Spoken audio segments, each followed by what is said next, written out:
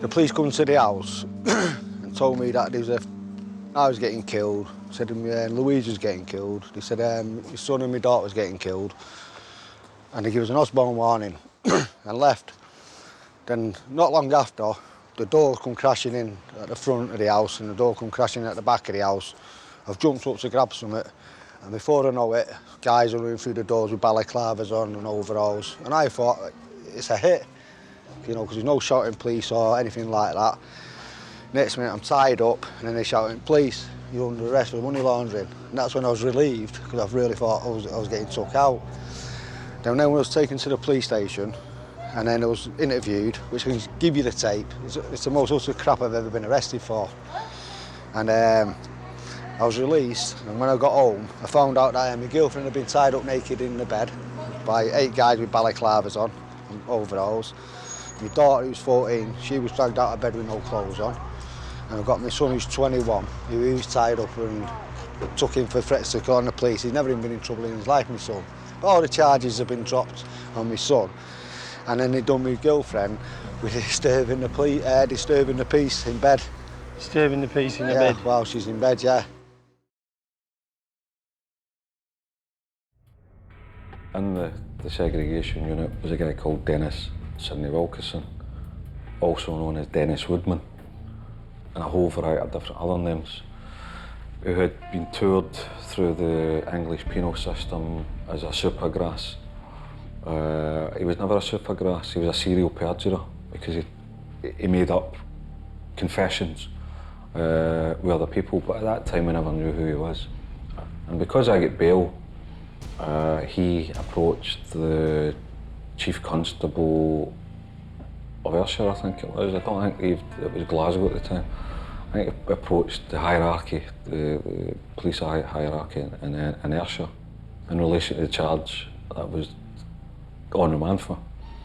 And then elevated his information about, I confessed to the murder of Thompson Jr., I confessed to the attempted murder of Thompson Sr., was going to blow the house up, I offered to set him up in drug deals and a whole fucking catalogue of things that it's very difficult even to imagine taking place in a segregation unit when your window opens about 3 inches and at any given time he was 7 cells away. So that was what the Crown used and revoked my bail, took me back, and they called it the longest murder trial in Scottish legal history, when in fact it was the longest farce in Scottish legal history because that was their evidence.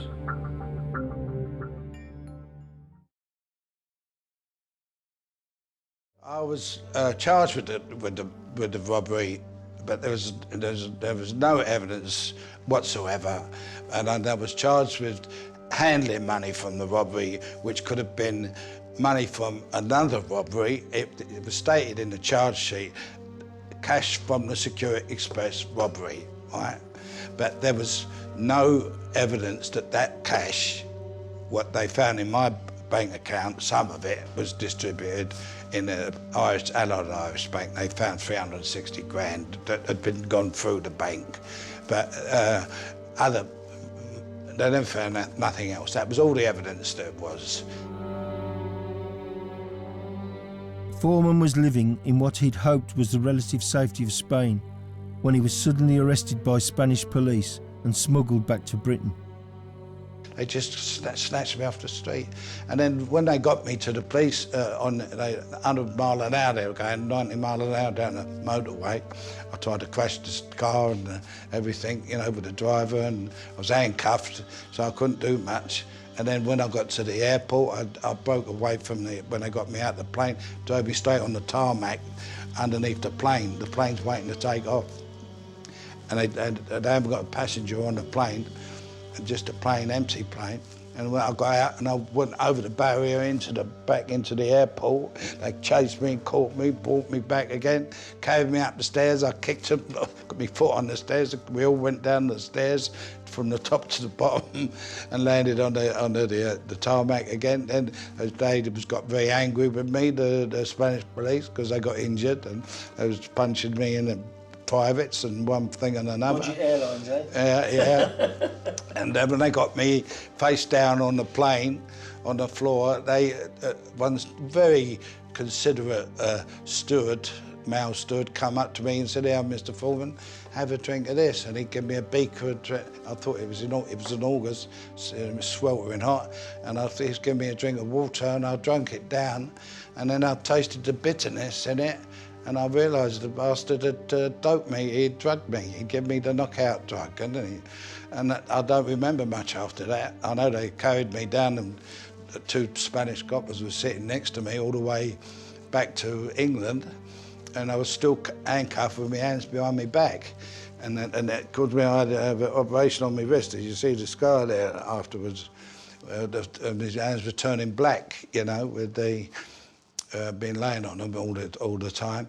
And they woke me up. They had to wake me up at Heathrow and shake me and wake me up. And then I saw this Fred Cutts coming towards me. He's an ex-yard copper. He's an now, he's retired now, but he was walking towards me with a string of other coppers, and they took me off the plane in my shorts and my T-shirt, and there was a bank of photographers all around the airport, all taking photos of me, and on the news that my grandchildren was back over in Spain. They were saying there's Papa Fred there on the news, on the Spanish news, you know.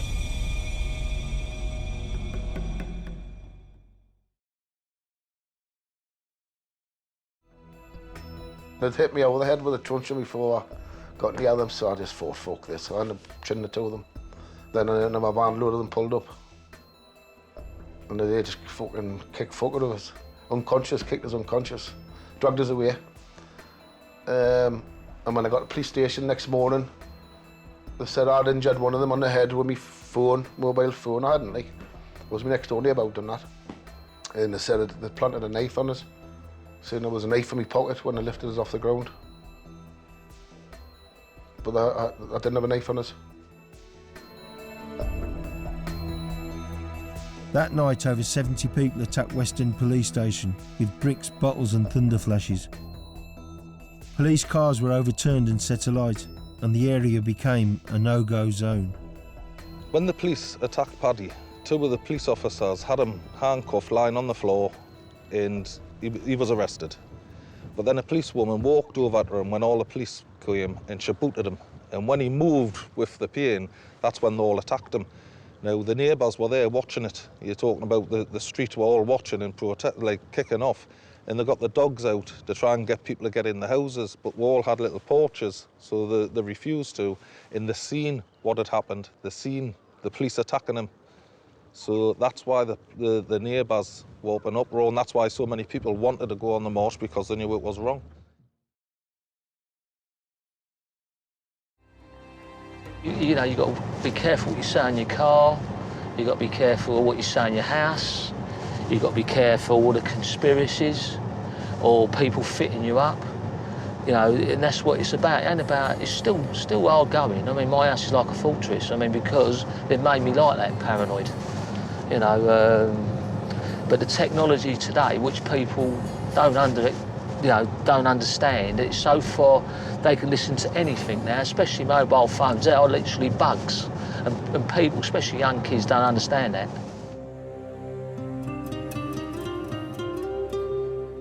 In April 2012, 35 armed police officers in full tactical gear raided Vic's home. Every morning without fail, I wake up at 4 o'clock in the morning. And I woke up, and Bob's your uncle, 4:45. I realised I see this police marked car go past. Then I thought I was seeing things. I see a big Sprinter with armed police on top, a big green Sprinter with police on top of it. I thought, what the fuck was that? And then all of a sudden, an armoured vehicle spread up, and then I see them all jumping out the back like they're doing a rock. And I was really more annoyed, really, because I ain't doing nothing. That's what really upset me more than anything, because I ain't doing nothing. I'm trying to lead a straight life, and I'm still getting loads of hassle from the police.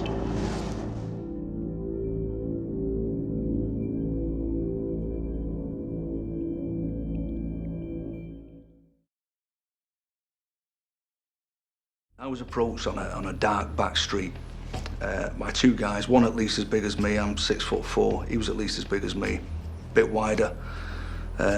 Dark clothing on, ridge inside his coat, never a good sign. And a black guy that I fought at the minute with him. They didn't identify themselves even when asked. And just the whole demeanour, you know, they looked aggressive, they looked like they were up for it, they approached me. Yeah, there was no doubt in my mind at that time that they had malicious intent towards me. So I defended myself. They both got hit. They both ended up on the floor, and only then did I realise when they were crying down the radios that they were police. Did I run off like anybody else would once that was realised? No. I stood on and I stayed there because I didn't do anything wrong. So when the other police came, it was me who actually shouted them down the road because they'd gone to the wrong place. Not that that's like the police. So I shouted them down the road, and they actually ran at the two police officers first because of the way they were dressed and the way they looked, thinking they were the culprits. And they were right. They then pointed at me, and I was arrested and all the rest of it. So in anything that involves me, you can always rely on the police for one thing. They'll lie. It's just a standard. In this one, a great big whopper came forth, which was, in the long run, amusing. At the time, scary, again, to be in a situation where somebody's looking you right in the eye and lying directly to you. And I remember we're on the interview, and he said, these police officers were wearing overt body armour with police emblazoned across the front. I said, oh, emblazoned? You mean like Vegas? You mean I couldn't miss it? So just so I've got this right, what you're saying is, no matter what the verbals were, the visuals were such that I must have known they were police officers. Is that what you're saying? And he went, that is what I'm saying. I went, good, good. Because in a world of modern technology, where we like to make sure the police are safe, and all police stations are CCTV'd up for their safety at public expense, you won't mind while I have a coffee with my lawyer, just nipping off. You can download it these days, no big long tapes. Download it, we'll wait here for you, and then we can clear all this mess up, can't we? Because they'll be coming out on CCTV, and they'll have these overt body armour on with police emblazoned. Oh, they won't, will they? Because they're lying, aren't they? I'll wait here for you, officer. And he starts all out, this is my interview, and all the rest of it. And at that point, and rightly so, he was dismissed.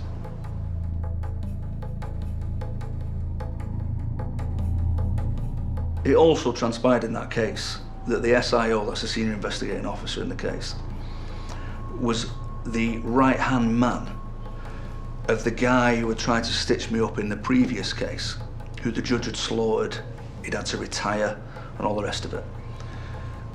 It turns out this was his right-hand man, and yet in interview, I was assured that they were aware of the problems I'd had before with Stockport Police, and that they were independent and seconded in from outside the area to, quote, preserve the integrity of this inquiry. Nice. So it then turns out that it was this guy's right-hand man who was the SIO in the case. So he must have told them to say that to me in an interview, mustn't he? Because that's what they do. They sit upstairs, they decide what they're going to say in an interview, and then they come down and they pitch it. So the actual formula of words that was used to me was given to the officer who pitched it by the SIO. That's just what I've come to expect. When it all eventually came out, obviously the camera evidence, this is the most simple lie, the whopper that I referred to earlier. When it all came out, they were on camera walking out with hoodies, dark clothing, and I think there was a film years ago, Crocodile Dundee, and there was a guy in it who walked and dropped one leg as he walked, Delroy Brown. That's what they look like. You couldn't have looked more like hoodie rats if you tried. Maybe that's the look they were going for. But it certainly wasn't police emblazoned across the front, was it? I got fucking raided in April, and the prick sent me back to prison for a copied DVD. I had to go back to prison for another 2 months for a copied DVD. You know what I mean? Just that they wanted me back in there. And was the DVD of anything sinister? with fucking Gran Torino with Clint Eastwood. They took one and left about 20.